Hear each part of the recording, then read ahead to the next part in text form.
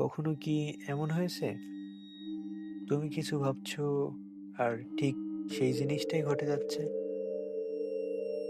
তাহলে প্রশ্নটা হলো, তুমি কি ভাবছো নাকি কেউ তোমার ভিতর দিয়ে ভাবাচ্ছে? আজকের দিনটা একদম সাধারণ। রাস্তায় মানুষ, হর্নের শব্দ, ফোনের নোটিফিকেশন, সবকিছু ঠিকই চলছে, কিন্তু আমার মাথার ভিতর একটা শব্দ বারবার ঘুরছে। আমি যা ভাবছি নাকি সত্যিই আমার ভাবনা? হঠাৎ খেয়াল করলাম একই চিন্তা বারবার নিজে থেকেই ফিরে আসছে।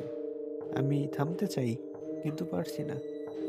রাতে ঘুমাতে গিয়ে আমি একটা দরজা দেখলাম।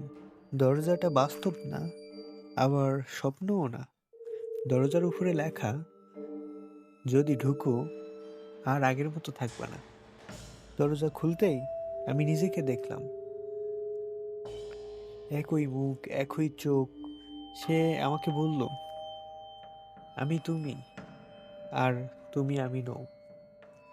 তখন সে বলল, তুমি যাকে বাস্তব ভাবছো সে শুধু একটা লেয়ার। আসল তুমি এই মায়ার ভেতর বন্দি।